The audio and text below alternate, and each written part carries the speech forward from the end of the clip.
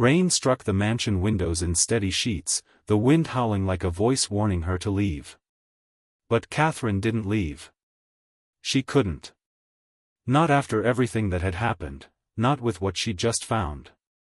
She stood in the hallway of the late Harold Whitmore's estate, gripping the old letter like it might vanish if she let go.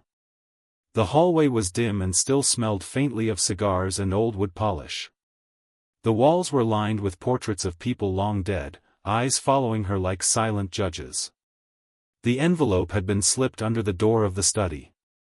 There had been no knock, no sound. She'd only left the room for a few minutes to get tea. And when she returned, it was there. It was addressed to her in the old man's handwriting. Not the careful, polite scrawl he used in legal documents. This writing was frantic. Uneven. And beneath the envelope flap, sealed with wax, was a heavy rusted key taped to the back. Her fingers trembled as she reread the words. You think you know what you want, Catherine. But I pray you never find what you're looking for.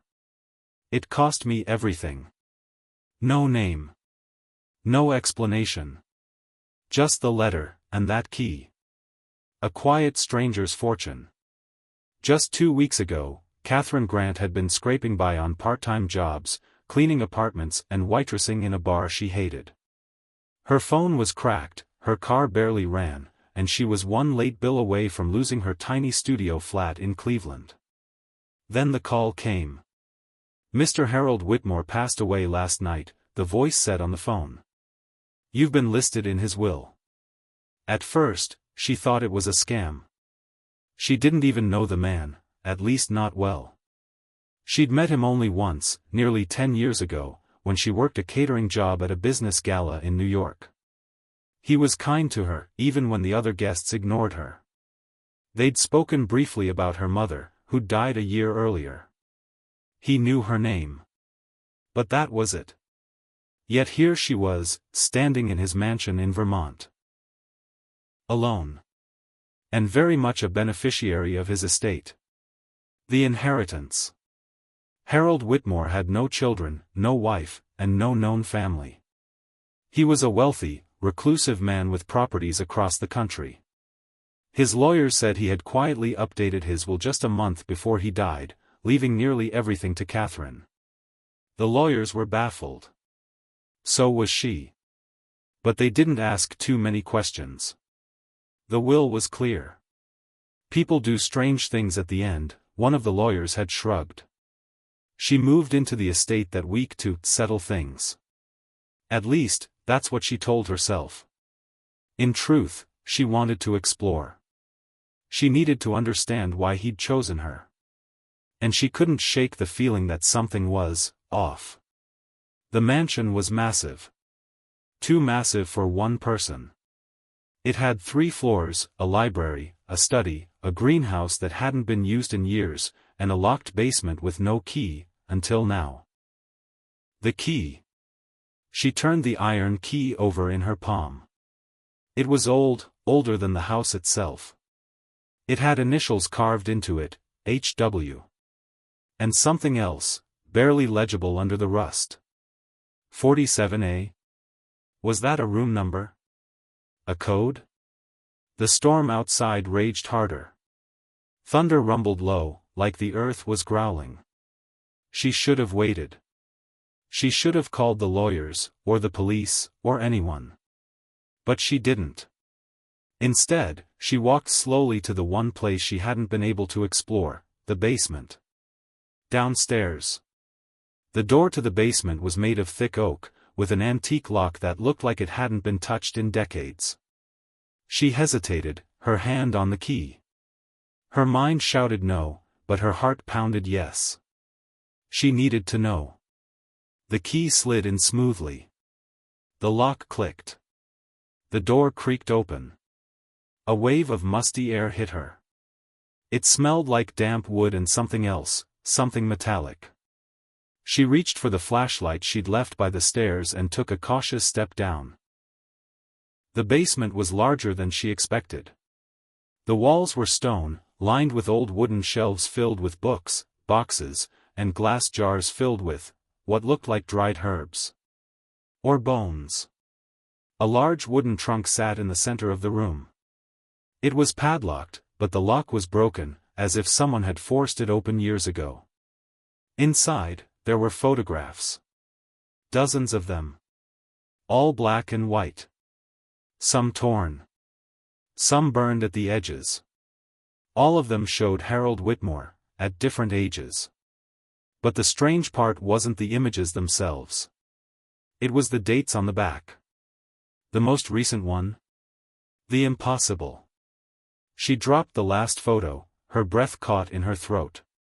How could a man who had supposedly died at 78 appear to be in his 30s in a photo dated 1958? This had to be a mistake. A trick. Someone playing games. Maybe Harold had a father or uncle who looked just like him. Maybe. But in every photo, he was wearing the same ring. A silver band with a red stone. The same one Harold wore in his casket. It didn't make sense. Suddenly, a sound echoed through the basement, a soft creak from the stairs. Catherine froze. "Hello?" she called out. No answer. She stepped toward the stairs slowly, heart thumping. Every creak under her feet sounded like thunder. She reached the top, but the door was now closed. She hadn't closed it. And she'd left the key in the lock. Now it was gone. Trapped. She rattled the handle. Nothing. Locked. Her breath quickened. She pounded on the door. "Hello? Is anyone up there?" No answer. Only the sound of wind against the windows and the low groan of the house settling. She backed away from the door, trying not to panic. She didn't believe in ghosts. She didn't believe in curses, or spirits, or any of that nonsense. But she believed in fear. And it was very, very real. Secrets in the dark. She returned to the trunk, desperate for answers. At the bottom was a journal. The cover was cracked leather, the spine barely holding together. Inside, the pages were handwritten, Harold's handwriting again. "There are things I should have never found. Places I should have never gone. The Brotherhood warned me. But I didn't listen. Not then. Not until it was too late." She flipped pages frantically. "The well is sealed now. I buried it.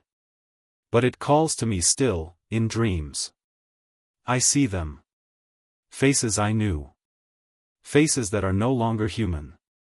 The rest was smudged. Pages torn. Some drenched in old, brown stains that looked too much like blood. She couldn't breathe. Her pulse raced. Was he insane? Or was she? The phone call. Her phone buzzed suddenly, making her jump. She fumbled to answer it, grateful for any lifeline. It was a number she didn't recognize. She hesitated, then answered. A man's voice, quiet, urgent. "Catherine, listen. You need to leave that house. Now." "Who is this?" she demanded. "You have no idea what he left behind. What he was part of. Don't open the vault." "What vault?" But the line went dead. The numbers stared back at her, 47A.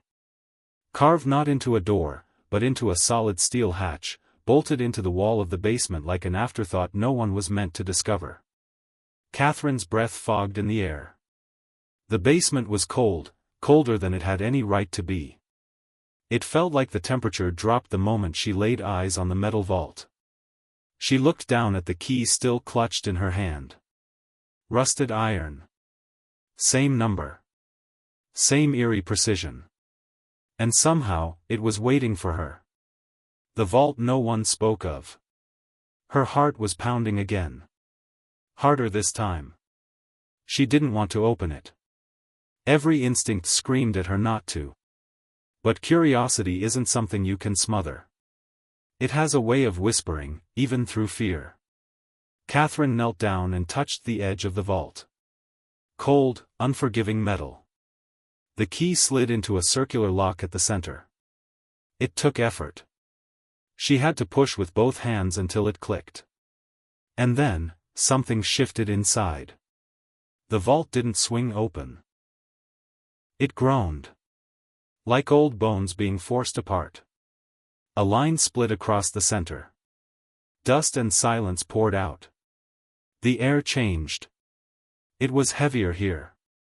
Like something ancient had just stirred. She stood, flashlight trembling in her grip, and slowly pulled the hatch open. Behind it, darkness. No stairs.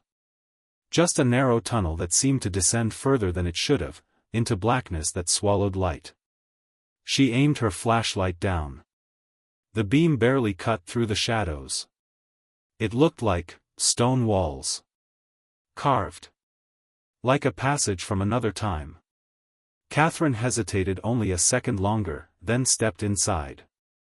The passage below.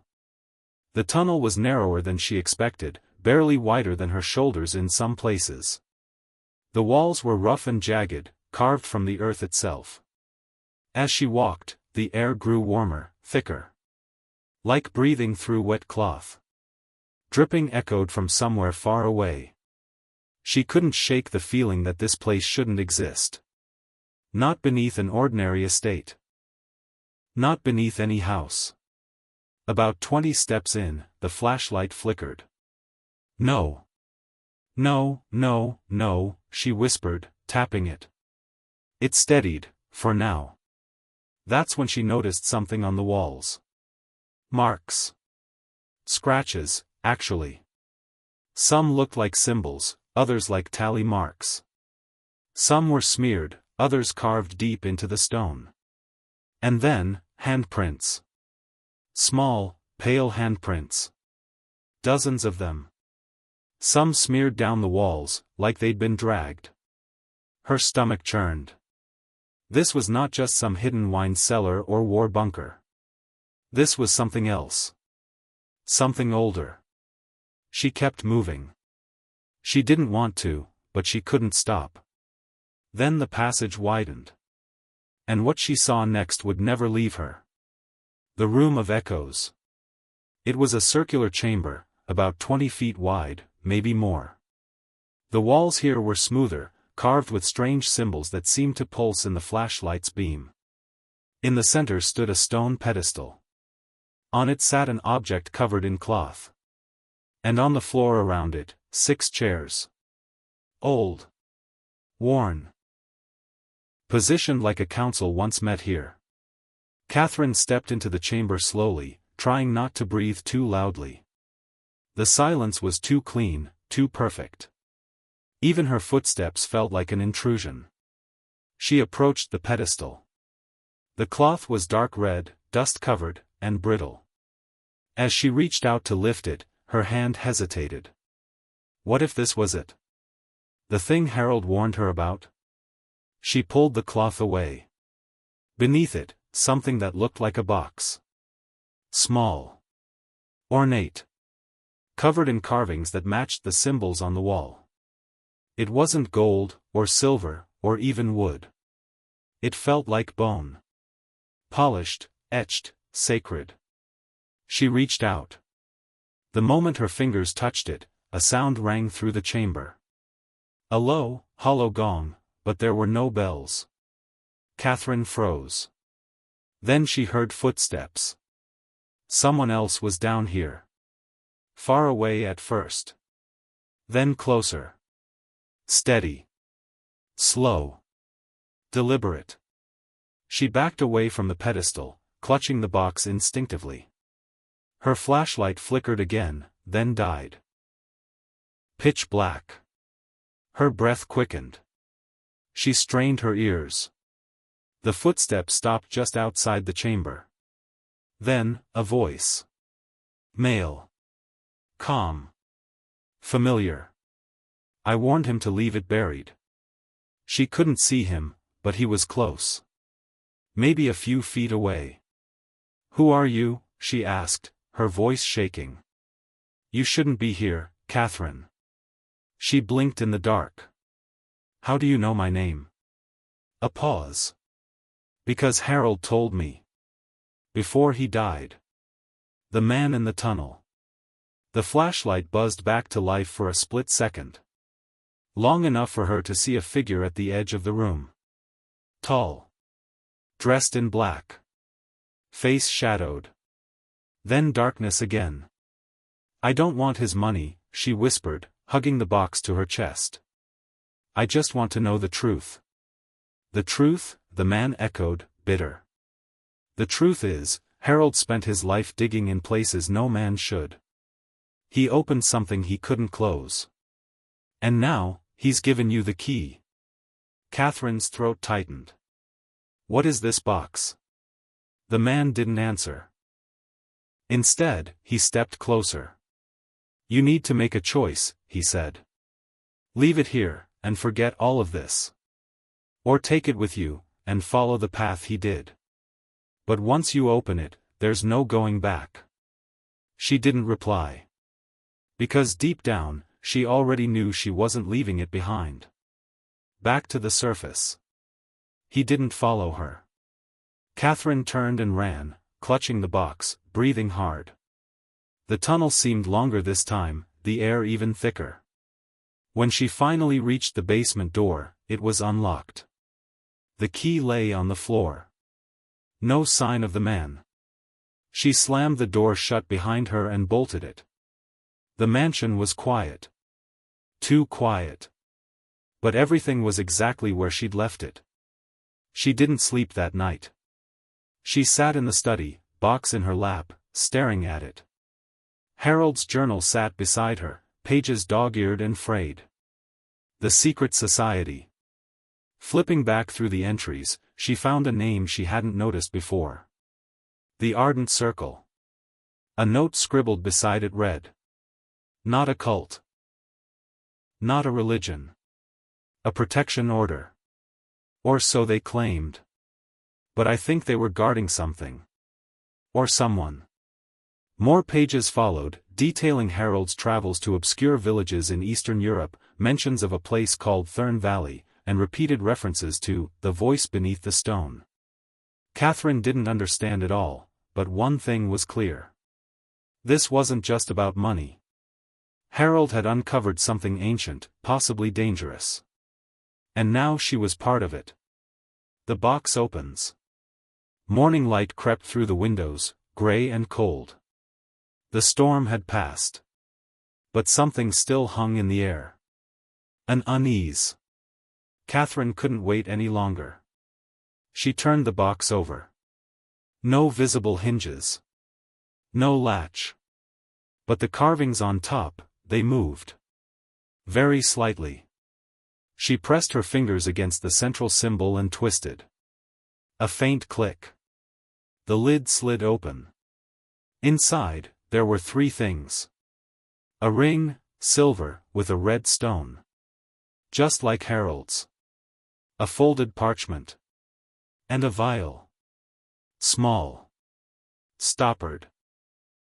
Filled with a glowing liquid that pulsed faintly, like it was alive. Her hands shook as she unfolded the parchment. It wasn't a letter. It was a map. And at the top, written in elegant script. If you are reading this, it means I've failed. They are waking, Catherine. You must not let the seal break. Follow the path. Find the hollow men before they do. She stared at the words, numb. Seal? Hollow men? Before who? She looked again at the map. The ink shimmered as she moved it. It showed locations across Europe, Africa, and finally. A single mark circled in Vermont. Just 5 miles from where she was. A place called Red Hollow Ridge. Catherine froze by the front door, her pulse racing. The woman on the porch stood unwavering, clutching the faded photograph of a little girl, Catherine herself, about 5 years old. She had curly dark hair and bright blue eyes. It was Catherine's earliest photo, from a forgotten drawer of childhood memories. Seeing it now tore open a part of her she thought was long buried. The woman's eyes met Catherine's through the glass, steady, sad, determined, before she quietly spoke again. "He was never your benefactor. He was your father." Catherine staggered back, her hand fumbling for balance against the doorframe. "No," she whispered. But inside, her mind screamed questions. Who was this woman? How could this be true? And if Harold was her father, what did that make her? How it began. Hours earlier, before the knock, Catherine had fallen asleep in the study, the box open on her lap. The ring, vial, and map lay scattered beside her. The lamp's glow had dimmed, and nightmares from the basement chase filled her sleep. She awoke to silence. Cold. No lamp. The box was closed and placed on the desk. The map gone. The vial and ring left exactly where they were. And on the desk, a handwritten note in Harold's script. "She's coming. Don't trust her. Don't open the box again tonight. Seal yourself." I tried. I failed. That message had burned in her brain all night. It didn't stop the knock. The woman speaks. Catherine's fingers trembled as they lifted the latch and opened the door. The woman was small, worn, and calm, strange reassurance in her soft tone. "My name is Rose Miller," she said. I was Harold's wife." Catherine recoiled. Wife? Harold had been reclusive, secretive. And she, Catherine, had believed she was the only one. "He left me out of everything," Rose continued, nodding toward the photograph. "I only found out about you last week." Catherine stared, dumbfounded. Rose held out the photo. "You were 5. I left you with your mother after complications. Harold promised to take care." A memory flickered, Catherine's father at home, hands gentle and strong. He had died before she really understood him. She thought his name was Robert Grant. But here was Rose saying that Harold was her father. A hidden family.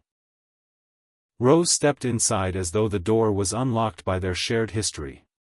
She wore a faded denim jacket, and under it a black blouse with a silver locket.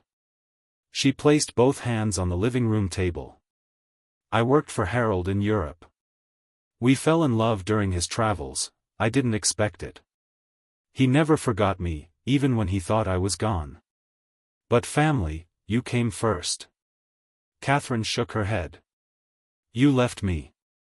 Her voice broke. Rose looked at the photo. "I had no choice. We were radicals at the time, part of the ardent circle, but we lost a child. They told me you were dead, Catherine. They said it was safer." Tears welled in Catherine's eyes. She'd always believed her mother died giving birth. No father. No family. Just loss upon loss. "But Harold," Rose said, "he made a plan. He thought he could protect you. He didn't expect to lose you again, to lose me too. He sealed everything when things went too deep." Catherine studied Rose's face. There was pain there. Genuine grief, and also something old, lost, and complicated. And the photograph between them, proof of a life she never led. Unsettling questions. Over mugs of strong black coffee, Rose recounted the story. Harold and Rose were part of the Ardent Circle, a group dedicated to uncovering relics and secrets buried by time, secrets that might be, according to them, a threat to mankind. They traveled covertly, finding places like Thurn Valley and ruins deep in Eastern Europe. Rose became pregnant. The circle forbade babies. They believed childbirth made members vulnerable, likely to betray the mission. Someone leaked Rose's pregnancy. She was forced to escape. The group told her she and the baby died. Harold faked her death, took her money, kept her alive. Catherine leaned forward. "So, you're saying that I was the baby?" Rose nodded. "Yes. Then Catherine's heart thundered. So the vial, the ring, the map, everything was about her. Her destiny. Her family.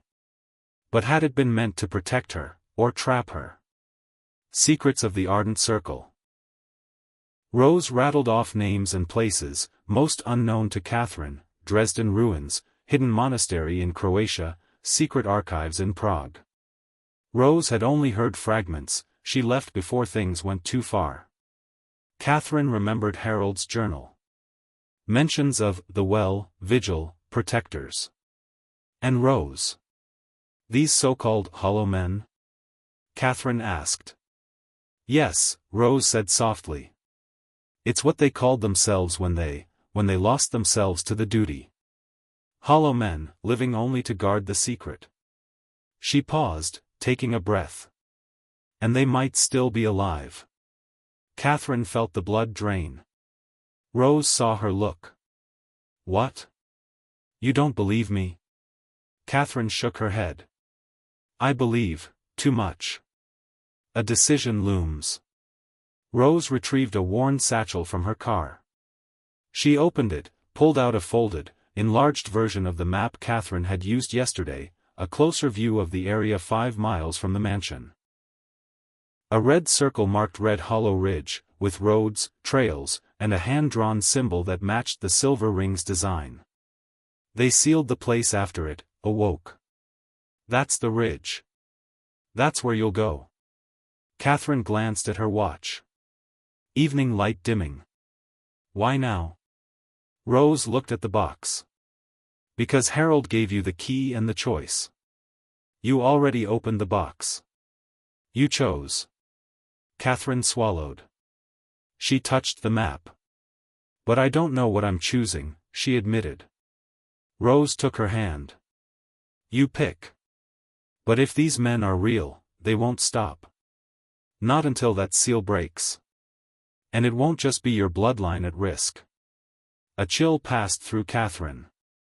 She remembered the voicemail man warned her to leave. Harold's note, don't trust her. Was Rose friend or foe? Protector, or conspirator? The night before departure. That night, Catherine packed, warm clothes, a flashlight, the silver ring, she slipped it on, the vial of glowing liquid, Rose's map, the journal. She didn't pack her purse or money, she didn't plan to return. Rose watched in silence. Sleep well, Rose said, quietly cold, but there was something protective there too. We leave at dawn. Catherine didn't sleep. She watched the box on the table, fighting every urge to open it. She touched the vial gently, it pulsed, light streaming across the desk. Don't trust her. Dawn at Red Hollow Ridge. They drove in near silence. The sun rose pale and cold, lighting a sky half cloudy, half hail. Catherine stared out the window, heart pounding. She touched the ring, feeling its weight, protector, key, chain. They reached a gravel parking area near Red Hollow Ridge, ringed by bare, scrubby trees. The ridge was a narrow dirt climb. Breakers of stone laughed in the distance. Rose led the way, map in hand. There were no trails, only broken ground, heavy with wet moss and the memory of water long gone. The entrance to the hollow. An hour in, they reached an old stone marker. A weathered slab stood tall. Moss-covered, carved with the same symbols from the basement and on the mechanism of the box. Under the slab, a narrow slit, narrow enough for Rose to fit a gloved hand. Rose lifted a metal plate hidden behind a shrub. There was a handle. She pulled, something gave. With a groan, the earth rolled away, revealing a dark shaft. Cold, damp air ascended, smelled of earth and staleness. Rose paused. This is it. Catherine placed a hand on Rose's arm. We do this together? Rose nodded. They stepped in, flashlight beams converging. Into the depths. The shaft was deep, a metal ladder bolted in. Stone walls slick with moisture. A few feet down, they reached a bend, then a tunnel. Catherine swallowed and went first. The tunnel led down about 30 feet, then opened into another chamber, larger, cathedral-like, arches of stone holding shadows tight. Symbols etched everywhere. Central stone platform with a cavity shaped like the ring, glowing from within. Catherine felt déjà vu.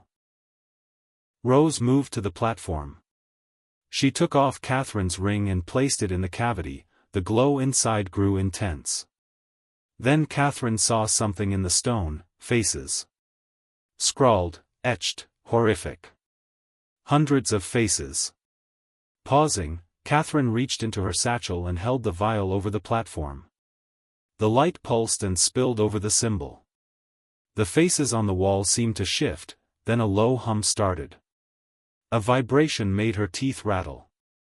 The first warning. Suddenly, they both heard footsteps above. Not from the tunnel, but outside, along the woods. Soft at first, then precise. Too late, Rose whispered. They know. Catherine turned. The hum rose. The platform trembled. Rose whispered quickly, "We must retreat, but seal it from above. Pour it back in. Pull the ring." A crack split the stone ceiling above them. Dust and debris rained down. Something pushed from above, forceful, alive.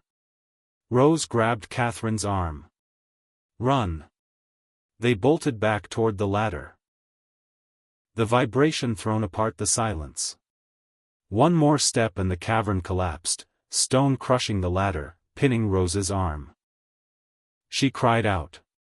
Catherine skidded down the slippery shaft, but the platform collapsed just behind her with a terrorizing roar. Her breath escaped with the air. When Catherine opened her eyes, the world was dust and darkness. Her head throbbed. She tried to breathe but coughed instead, lungs filled with gritty air, the taste of stone and blood thick on her tongue. For a few seconds, she didn't move. She wasn't sure she could. She remembered only flashes, the platform, the ring, the vial's glow, Rose's voice screaming through the collapse. And then, something. A shape. No, a presence. Not human. Alone in the depths. Slowly, Catherine pushed herself up. The shaft had collapsed, sealing the entrance above her with thousands of pounds of stone and earth. Her flashlight flickered near her hand, somehow still working. She picked it up, waved it around. The chamber was wrecked. The stone altar shattered. Symbols that had once glowed now lay cracked and inert. The walls looked like they were sweating, as if the rock itself was breathing. She looked up. No sign of Rose. Just rocks. Silence. "Rose," she yelled. Nothing. Catherine felt a stab of panic. Her voice echoed through the tunnel, but no reply came. Alone. Underground. No clear exit. But she still had the ring. And something told her, that was both her curse and her key. The hidden passage. As she scanned the chamber, her flashlight beam landed on a fissure near the far end of the room, narrow, sharp-edged, as if it had split recently. A draft of air blew through it, cool and tinged with moisture. She moved toward it. Something scraped along the wall as she passed, just a trickle of stone, probably. But Catherine didn't take chances anymore.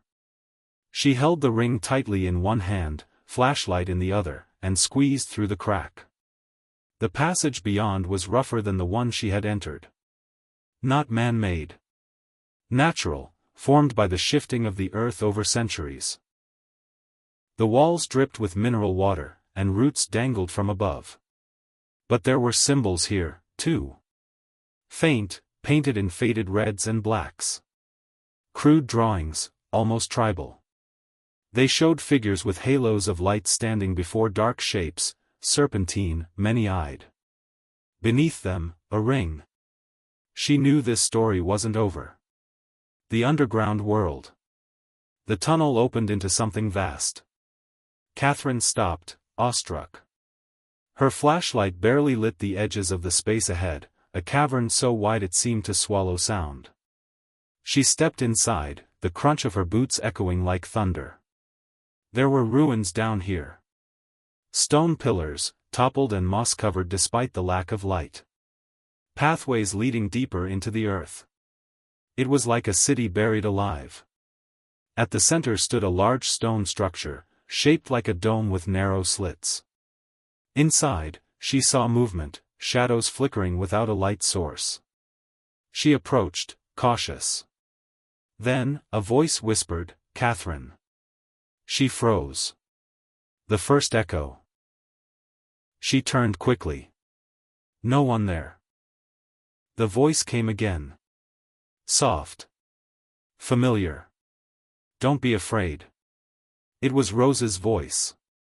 "Rose?" she whispered. But something felt wrong. The voice had no echo. No weight.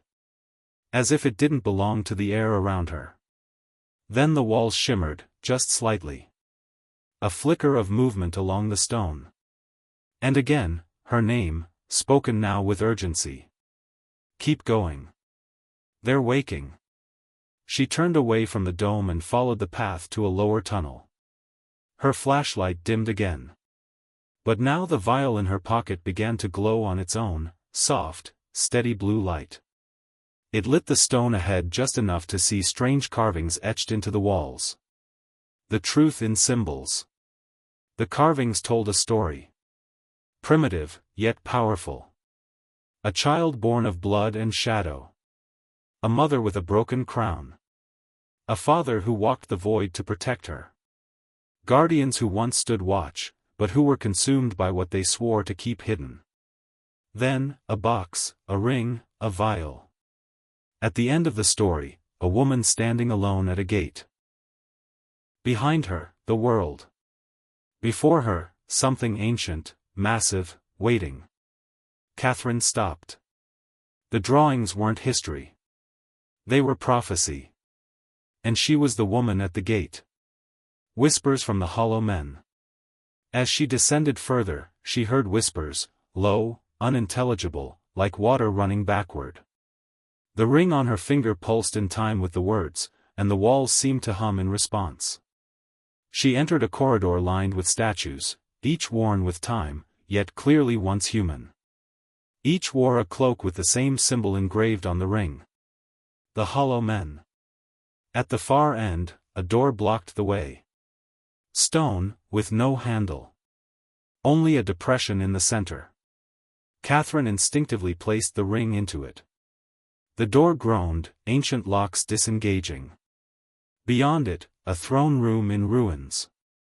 And a man sitting in the dark. The man who shouldn't be. He looked up as she entered. His eyes milky, his skin gray.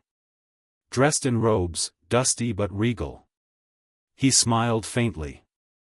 "I've waited for you," he said. Catherine kept her distance.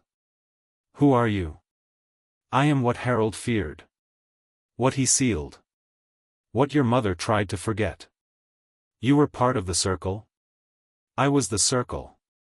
She didn't understand. "You came for truth," he said. "Then take it." He pointed to a pedestal in the center of the room. Upon it sat a second vial, this one glowing red. "You have life," he said. "But this is memory. Our history. What happens if I take it? You remember what we forgot." Catherine hesitated. Then, boom. The wall to her left cracked. Debris fell. And through the dust, eyes. Watching her. Many of them. They are not sleeping. The thing moved with jerks, like a puppet on broken strings. It was massive, almost 7 feet tall, draped in black fabric that fluttered though there was no wind. Its head twisted, too far. Its arms bent wrong. Catherine backed away. The man on the throne didn't flinch. "You let it in when you opened the box. It follows you now." Catherine pulled the blue vial from her pocket. It pulsed harder, faster. "Use it," the man said. "But no, it will cost you." "What cost?" The creature stepped closer. "Your memory." Catherine's heart thundered. Then she ran. Chase in the deep. The creature followed, faster than it looked. It didn't walk, it skipped over the ground, almost like it flickered between spots. Her flashlight fell and shattered. She had only the vial and ring. The ring hummed louder. It hurt now, her hand burned. She remembered Harold's note, "Don't trust her. Don't open the box again." But she had. The tunnels bent. The ruins blurred. She wasn't sure which way she came. The creature howled, an awful, high-pitched cry that echoed in her bones. Then, up ahead, a faint light. Not hers. Another person? She sprinted. The living guardian. The man ahead stood in a robe, tall and thin. He held a staff that glowed faintly. His face hidden by a hood. He stepped forward and raised the staff. The creature screamed. A beam of white-blue light shot forward, and the thing reeled back, parts of it turning to ash before vanishing into the rock. Catherine collapsed. "Who?" she began. "I'm the last," the man said. "The last of the original Hollow Men. But I failed to stop what Harold tried to end. I was meant to destroy the box. Instead, I waited for the next." He reached down and touched the ring on her hand. "You are the next." Final revelation. The guardian helped her up and led her to another chamber, simpler than the rest. Inside was a book. Not a journal. A ledger. It listed names. Each had one of two marks, infinity or. She flipped through. Near the end, Rose Miller, infinity. Then, her name, Catherine Grant, undecided. "What does it mean?" she asked. "Alive or dead? Claimed or free?" Catherine looked at the ring. "Why me?" "Because your blood was meant to open what we sealed. But your will can end it." He pointed to the last page. 3 vials were drawn. 1 blue. 1 red. 1 black. "You've seen 2. The third waits. The choice approaches." He handed her a map. A simple one. It showed a well, deep within the ridge. "It's not a place," he said. "It's a decision." Catherine took it, heart heavy. She'd survived everything.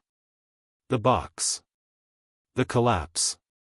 The Hollow Men. But what lay ahead was different. She wasn't just discovering truth. She was being asked to choose what to do with it. He pressed something into her hand, the third vial. "The black one. It's the only one that takes." She looked at all 3. Life. Memory. Death. Her destiny didn't belong to one vial, but all of them. And the Hollow still watched. Catherine stood at the mouth of a final tunnel, cold stone beneath her feet, the 3 vials tight in her grip, blue, red, and black, life, memory, and death.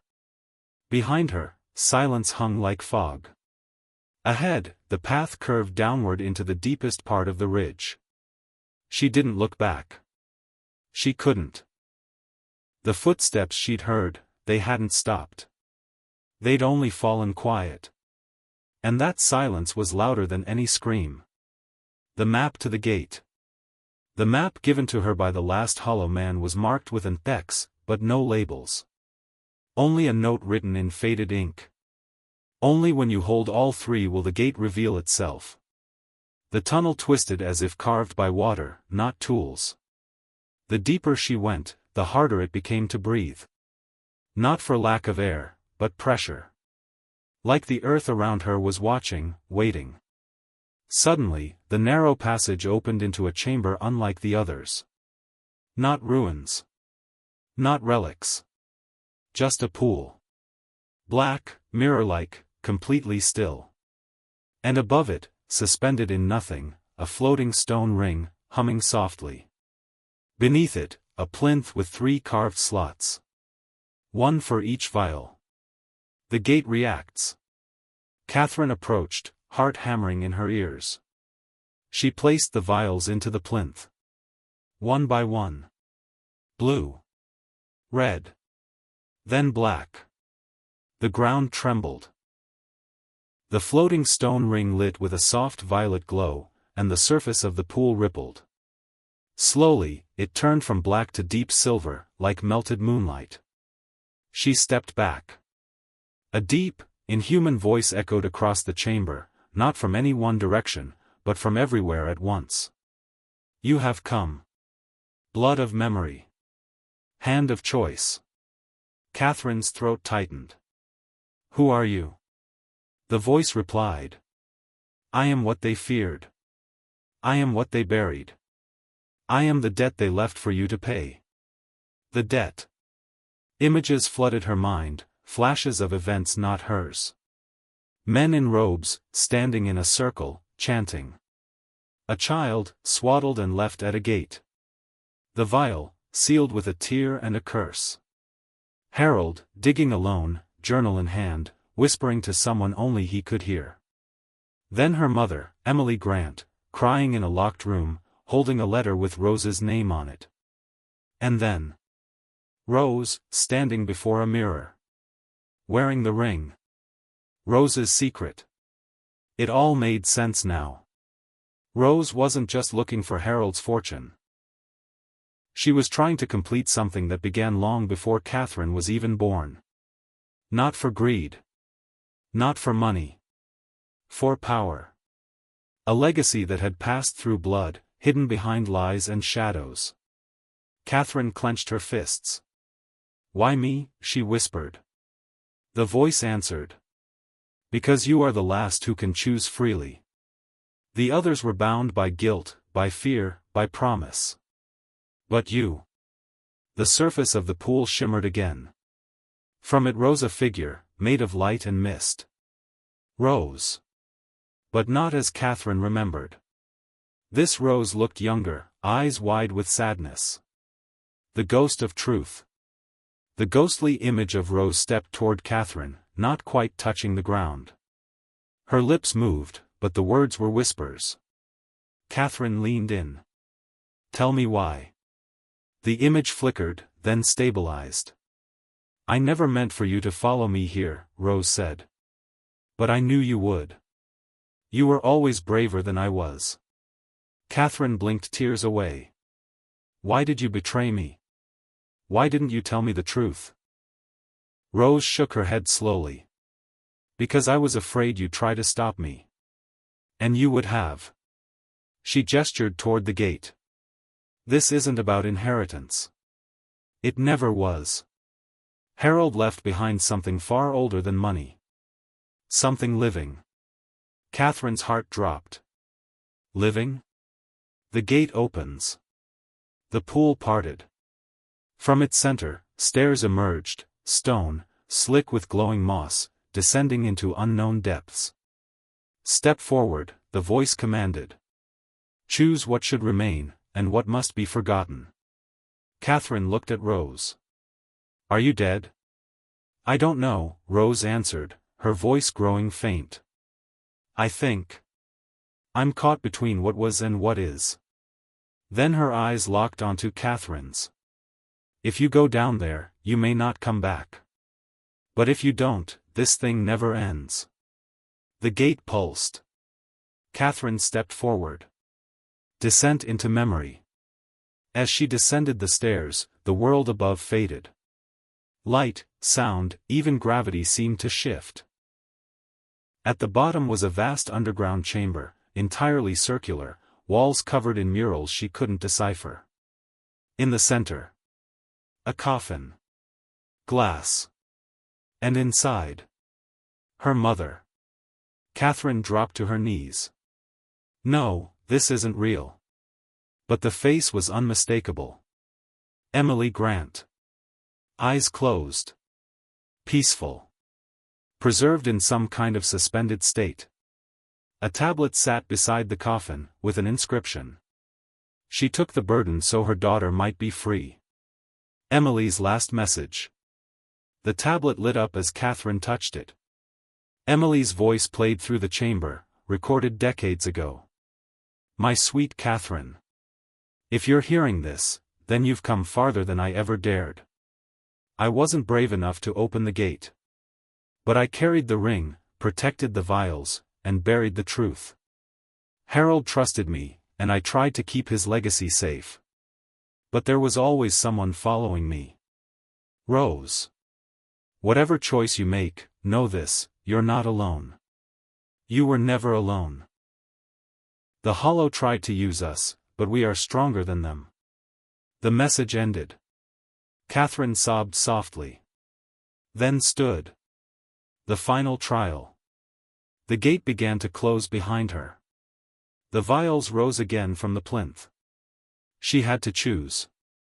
The blue vial would bring Emily back, but the gate would remain sealed, and the truth hidden. The red vial would unleash full memory, not just hers, but everyone who ever touched the ring. Knowledge of the Hollow would spread. The black vial would end it all.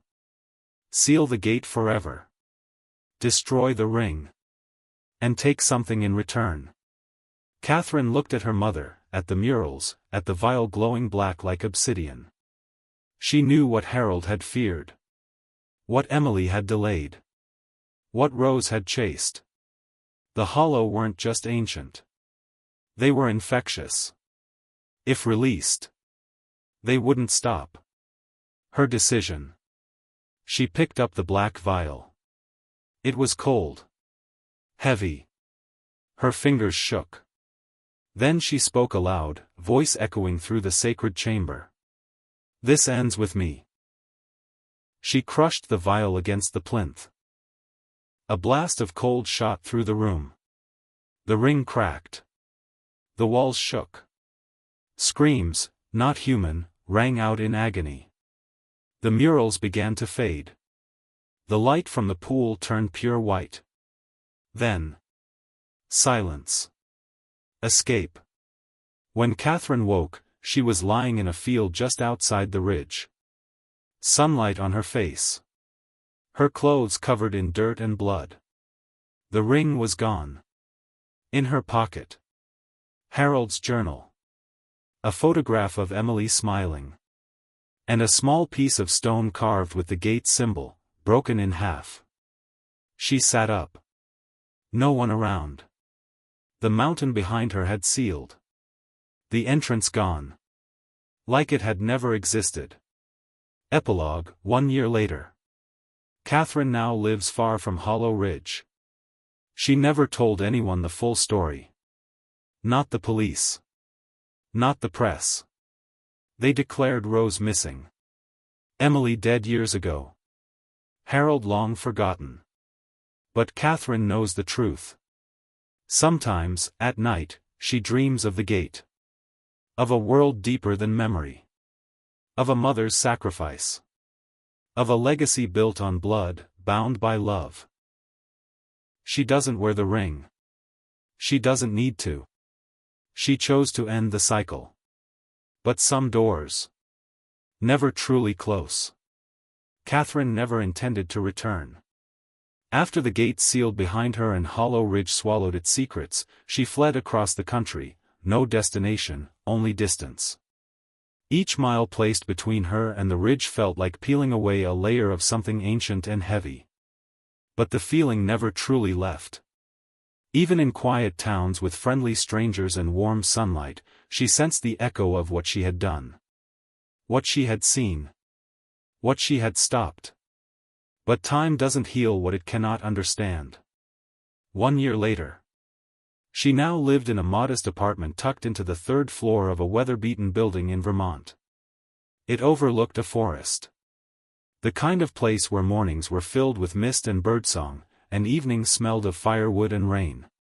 She worked at a used bookstore owned by a gentle old man named Simon, who asked no questions and offered quiet companionship. On the surface, Catherine was rebuilding. Inside, she was still unraveling. The letter. It arrived on a cold October morning. A pale envelope, no return address, but her name in delicate script. Catherine stood at her door, motionless, for nearly 10 minutes before opening it. Inside, a single sheet of parchment and a dried violet flower. The note read. The gate opened more than one way. Some debts weren't yours to carry. There is another who remembers. R. Catherine's heart dropped. The handwriting was familiar. Rose. But Rose was dead. Or lost. Or trapped. Wasn't she? Cracks in reality. That night, Catherine dreamed vividly, more vivid than ever before. She was back at the underground chamber, but it had changed. Overgrown with roots. Cracks in the murals. The plinth shattered. And at the center stood Rose, cloaked in black. You closed one gate, she said. But there was always another. Then she pointed at Catherine's chest. You brought it with you. Catherine gasped awake, drenched in sweat. She stumbled to the mirror. And there, faint but unmistakable, on her collarbone, was a mark. A symbol she had seen only once. Carved into the coffin where her mother slept. The journal speaks again. Catherine retrieved Harold's journal. She hadn't opened it in months. Pages were loose. Margins torn. Some words erased by time. But there was one page she hadn't noticed before. A new page. Blank. And as she stared, words appeared in ink. The hollow wait for balance. The blood sealed one gate. But the memory remains. Choose again. She dropped the journal. Choose again. She had made the ultimate choice. She had destroyed the black vial. She had broken the cycle. Hadn't she? Simon's secret. Catherine's boss, Simon, had always been kind, but there had been something about him. A stillness too perfect. A knowledge too calm. The next day, she walked into the store early and found him at the back table, reading an old leather-bound book. The cover was marked with the same symbol from her dream. She froze. Simon looked up. I was wondering when you'd see it. What is that? She demanded. The Codex of Memory, he said gently. It's what Harold used to find the gate. It's what your mother tried to destroy. He slid the book toward her. You need to know. Before the hollow find another path. The forgotten path. Simon revealed the truth that changed everything. The gate she closed was only one of two. Long ago, a group known as the Binders discovered that human emotion could become memory, and memory could become power. They created two vessels, two gates, to contain the hollow, entities made from fractured memory and grief. The first gate was deep beneath Hollow Ridge.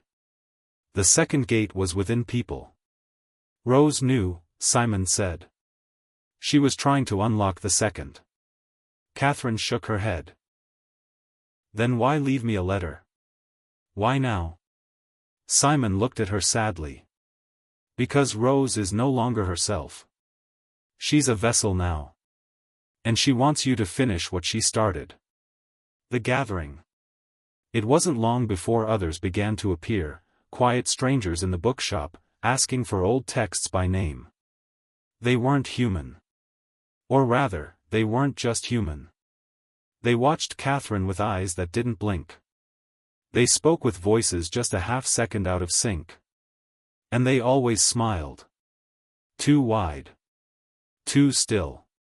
Simon called them the remembered. They're the ones who gave in, he explained. They opened their minds to the hollow and became memory's hosts. They can't forget. They only collect. Catherine began to feel it, too, shadows curling at the edge of her memory, intrusions that weren't hers. The hollow hadn't been destroyed. They had simply shifted. returning to Hollow Ridge. The only way to stop it, for good, was to go back. Simon handed her the codex, along with a sealed wooden box. Inside was the final relic. Something Harold had hidden even from Emily. A vial, not black, not red, not blue. But clear. No liquid. Just light. The purge vial, Simon whispered. It can reset memory. But only once. You must use it at the second gate. Catherine's throat tightened. Where is it? Simon stared at her. In you. The second gate. The Hollow Ridge called to her once more. But this time, it was not through stone or shadow, it was through memory. Her own. Her mother's. Rose's. Even Harold's. Each step toward the ridge blurred the line between past and present. She walked the old trail again, but it wasn't overgrown. It looked as it had 50 years ago. The trees whispered voices she recognized. And then, at the base of the ridge, she found the door. Not carved in rock. But woven in vines and bark. Living. Breathing. The second gate. Rose returns. Standing before the gate was Rose. But not the Rose she remembered. Her eyes were hollow. Her hands glowed with swirling runes. I never wanted you to follow me, she said softly. But you had to. Why? Catherine asked. Because I failed. I opened it too wide. I let them in. She gestured to the forest around them.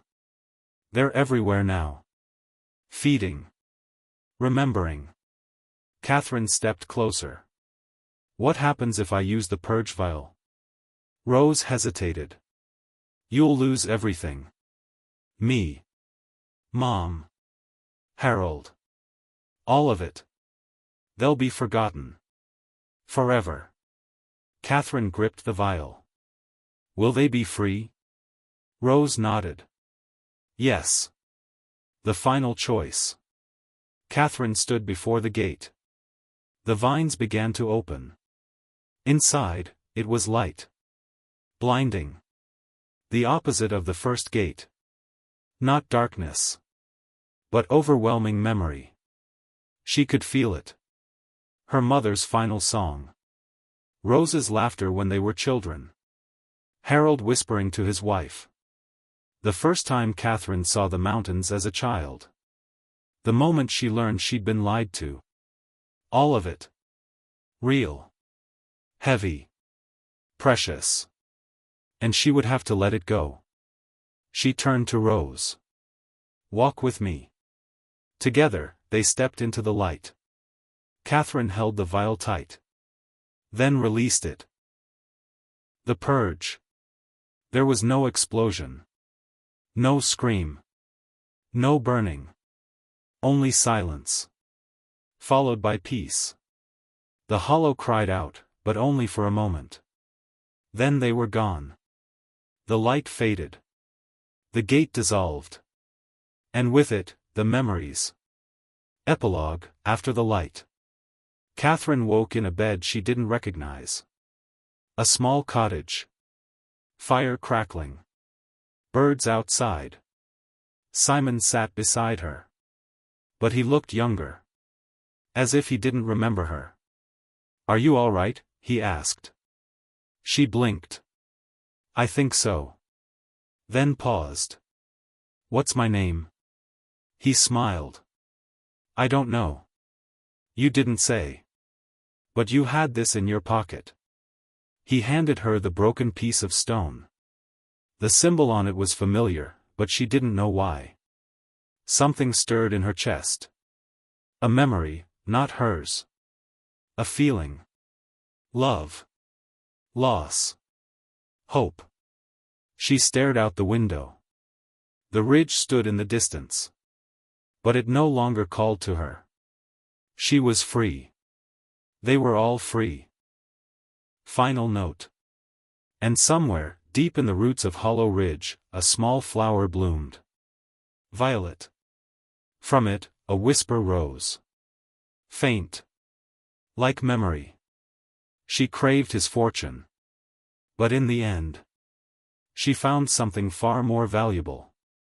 Peace.